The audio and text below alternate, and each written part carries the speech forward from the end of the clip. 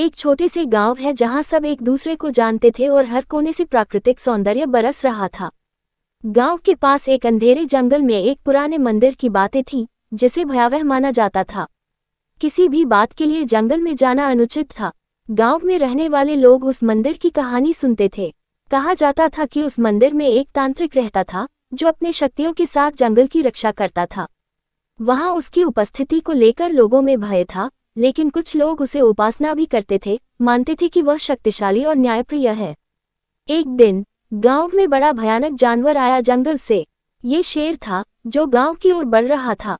गांव वाले बेहद डरे हुए थे, क्योंकि उन्हें पता था कि इस शेर की हरकत बहुत हत्यारी हो सकती थी।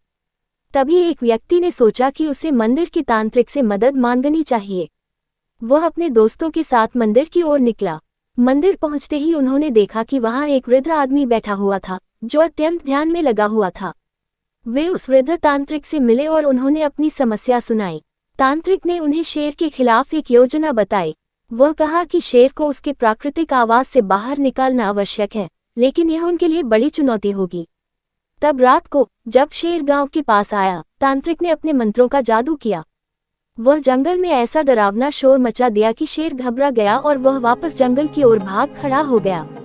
गांव वालों ने देखा कि उनका मंदिर का तांत्रिक ने उनकी सहायता की और उन्हें शेर से छुटकारा मिल गया। उनका विश्वास और श्रद्धा मंदिर के और भी मजबूत हो गई। इस घटना ने साबित किया कि प्राकृतिक शक्तियों का सम्मान करना और उनका सहारा लेना हमारे लिए अत्यंत महत्वपूर्ण है।